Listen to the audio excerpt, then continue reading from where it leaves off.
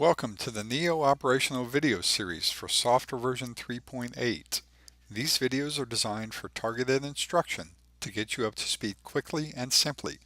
This video targets parking. So let's start by defining what is parking. Parking is the ability to take a channel and hold its level so that it will not be affected by any other control, really. It won't be affected by queues or subs or anything else.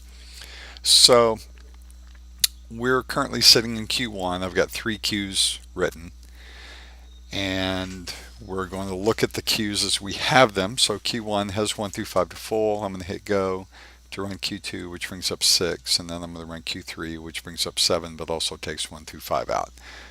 So we're going to go back into Q1, and what I'm going to do is park channel 3. So I'm going to say 3 park, enter. Now it's at full. It's parked. We know it's parked by the white border around the gray box and the white level.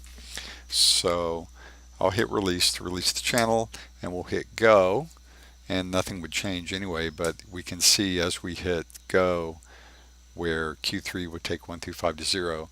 Since it's parked, it's being held at that level. So that's how you park a channel, and that's how you see what channels are parked. When a channel is parked, the park key on your console will flash, as well as you've got a park pull down, and that will be in red. Let's look at the park pull down. You've got some options here: unpark selected fixtures, unpark all fixtures, park selected fixtures DMX output. So I'll talk about that in a moment. That's a really useful feature. Release selected fixtures from DMX capture, and by default a parked channel will not be recorded. So that's important.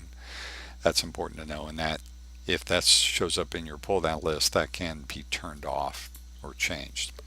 So we're going to release the park of channel 3. So I'm going to say 3 shift park, enter. And when I do shift park, it says unpark. Now 3 was the only one parked. I could have just said unpark enter or shift park enter. That would have unparked all channels that are parked.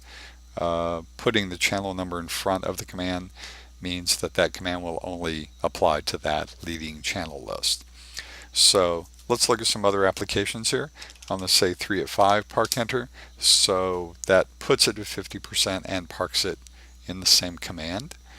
If I do 4 park enter and it has a level of 0, you will get the gray box with the white border, but you will not see any level. And here's where I'll use the shift park unpark command to unpark everybody. So again, that's global.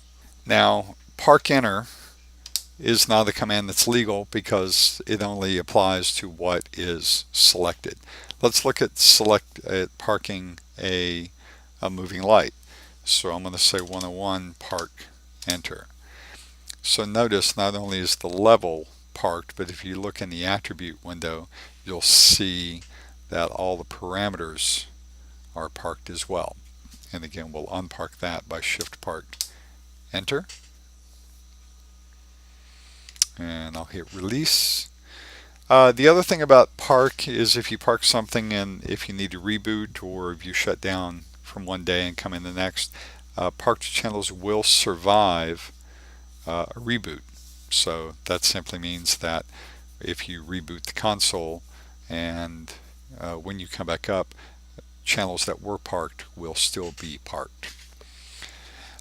Let's talk for a moment about using active select mode with parks. So I'm going to turn on active select mode, and I'm going to say 1 enter, and that will put it at the on value, and then I'm going to say next, next. And if I'm trying to identify a channel, if I find it and I say, oh, I really want to park that guy, I can now just do park enter, and that will park that channel working with active select mode.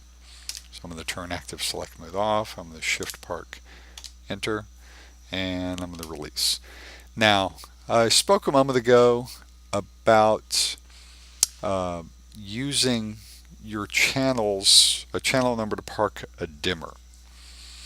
Now this can be very useful if you know the channel number that you want to be able to identify, but it's the dimmer that you really want to park. So you don't want to affect channels in any way. You just want to park that dimmer. So what I can do is say 1, because we're going to use this example to park channel 1's dimmer. So I can say 1 park dimmer, enter. And what that has done, you'll notice bottom right there's a flag that says dimmer's unpatched. I can go to my DMX view and I can see that 1 is in red because it's held at 0. I can also go into patch. I can see a red 0 in parentheses around dimmer 1. We'll go back to live. And if I go to Q1, enter, the level is still there. It's in the queue. The queue's telling channel 1 to be at full, but we've still got this flag letting us know that that's been parked. And again, we can see that that's actually not going to respond. So the beauty of parking your dimmers like this is you still have your queue data. You can still program. None of that will ever change. It only changes it on the output side. When you're ready to release that, you can just hit the dimmer key twice and that will release everybody back. So thanks for watching this Neo operational video for software version 3.7. Go to the Philips Strand website at www.strandlighting.com for many more videos on Neo programming and operation.